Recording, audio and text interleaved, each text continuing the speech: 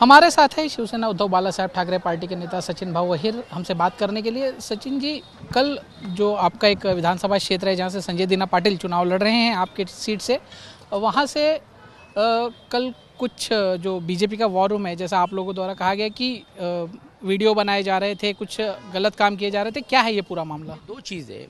एक तो पैसे बांटने का प्रकार हुआ, ये कोई हमने जाके धाड़ नहीं डाली है, ये इलेक्शन कमीशन की फ्लाइंग स्क्वाड है। सिर्फ हमारा कहना ये था लोगों का, जो वहाँ के स्थानीय, हम लोग तो हमको तो मालूम ही नहीं, हम लोग बीकेसी के सभा में थे कि फ्लाइंग स्क्वाड कि हमारे सामने ये करिए, क्योंकि यहाँ पे सिर्फ 2-3 लाख नहीं, बहुत सारा पैसा आया करके ऐसी तकरार हुई थी। और फिर सिर्फ थोड़ा एक पैकेट में पैसे लेकर जाके उन्होंने केस रजिस्टर्ड की, तो फिर क्यों केस रजिस्टर्ड की तो वहाँ के क्यों लोगों को अरेस्ट नहीं किया गया? वो अरेस्ट नहीं किया गया। हमारे लोग जो वहाँ पे आए उनको अपने शासकीय काम में अड़तला निर्माण किया, इसके लिए हम आपके विरुद्ध में केस लेंगे। मतलब ये क्या न्याय है? अब वॉर रूम में जानबूझकर मौलाना, मौलवी, हिंदू, मुस्लिम, गुजराती, मराठी वर्सेस के अशे व्हाट्सएप्स और ऐसे सब फ्रेम्स बनाकर वहाँ पे वॉर रूम में काम चालू था। तो ये तो सरासर गलत है। और ये हम नहीं, एक पत्रकार ने फेसबुक पे और यूट्यूब पे लाइव किया। वो जब उसको रोका गया तब इन्होंने कहा कि नहीं, हमारे वॉर रूम में आकर तोड़फोड़ हुई। सीसीटीवी फुटेज मंगाइए। हम तो मांग कर रहे हैं ना पुलिस को कि मंगाइए, दूध का दूध पानी का पानी है, करिए। अब ऐसा सुनने में आ रहा है कि और 10 लोगों को हम केस लेंगे और 20 लोगों, दहशत का वातावरण निर्माण करने की कोशिश करते हैं। आप 10 क्या 20 लोग को भी लेके जाएंगे तो तुम हजारों लोग यहाँ पे जो मतदार है, तुम उनको क्या सबको अंदर डालोगे? ये दड़बशाही से इस चुनाव को नहीं होना चाहिए, ऐसा हमारा कहना है। और हम आरोप को और इलेक्शन कमीशन को हम इसकी तकरार विरोधी पक्ष नेता नाते से हम करेंगे। सर, कल एक सभा हुई, एक और जहां बीकेसी में आपकी सभा थी इंडिया अलायंस की, तो वहीं दूसरी ओर शिवाजी पार्क में एक सभा हुई जहां पर राज ठाकरे ने कहा कि देश में ऐसे मुसलमान हैं जो देश की सेवा करना चाहते हैं, जो देश प्रेमी हैं।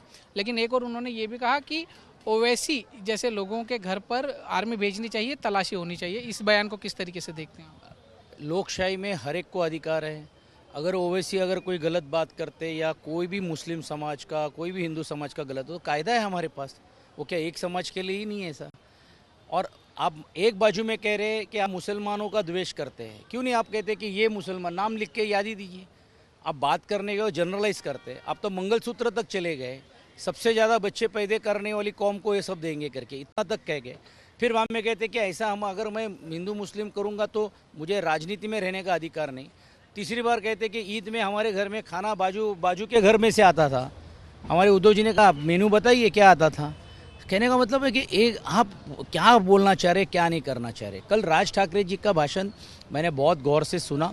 उन्होंने कुछ मांगे की, उन्होंने कुछ बात रखी, एक भी विषय को स्पर्श किया क्या देश के पंतप्रधान ने? उनका नाम का जिक्र ही नहीं किया। मतलब उनको जो जवाबदारी दी थी शिवाजी पार्क भरने की, उन्होंने अच्छी तरह से यशस्वी की। उसका थोड़ा फोटो सेशन हुआ और कुछ नहीं हुआ। ईशान्य मुंबई में मनसे के शिवसैनिकों ने एक पत्र लिखा है, आप गूगल करके देख लीजिए। और उसने लिखा है कि आप ऐसे व्यक्ति को प्रचार करने के लिए बोल रहे हैं जो हमेशा मराठियों का द्वेष करते गया। हमेशा उन्होंने तिरस्कार की भावना हमारे बारे में रखी। हमारे यहाँ विकास निधि नहीं दी मुलुंड केस में जानबूझ के, क्योंकि हम मराठी है करके। हम मराठी प्रचार में जब हम लोग गुजरात गए तो सोसाइटी में हमको अंदर नहीं लिया गया। तो इस तरह का बर्ताव करने वाले लोग अगर दूसरे के भोंगे बजाने लगेंगे तो लोग क्या पागल नहीं हैं? सर, एक आखिरी सवाल, 5वें चरण के मतदान परसों होने हैं, आखिरी पड़ाव है महाराष्ट्र। क्या लगता है किसकी कितनी ताकत होगी, कौन कितनी सीटों पर आ रहा है? ऐसा कोई भी भविष्यवाणी करना उचित नहीं होगा, लेकिन हमने अच्छी लड़त दी है। पैसे का वाटप बहुत पैमाने के ऊपर किया जा रहा है और ये अगले चरण में तो और होगा। लेकिन मतदारों ने एक मानसिकता बना ली है कि ये बस हुआ, अब ये सब चीज़ों से उठकर हम लोगों को राजनीति को संभालना पड़ेगा। और अगर हमारे जैसे लोग को अगर वो नहीं संभाल पाए तो राजनीति करने के लिए कोई रहेगा ही नहीं, यहाँ पे कोई विपक्ष ही नहीं रहेगा। फिर तो जो चाहिए वो करेंगे मन मर्जी। फिर आज इसको ले लेंगे, उसको ले लेंगे, तू इधर आ, तू इधर आ, तू इधर आ, ये हो गया।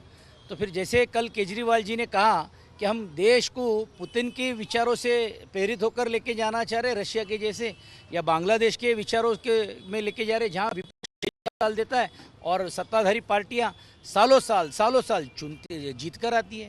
तो ये भारत की लोकशाही, और हमको ऐसा कोई मेहरबानी से नहीं मिली है। संघर्ष करना पड़ा है, हुतात्मे हुए, स्वतंत्र वीर हुए बहुत लोग। परम पूज्य भारत रत्न डॉक्टर बाबा साहेब अम्बेडकर जी ने ये घटना इतनी ऐसी मजबूत बनाई कि इसका वापर सर्वसामान्य व्यक्ति अधिकार लेकर कर सकता है।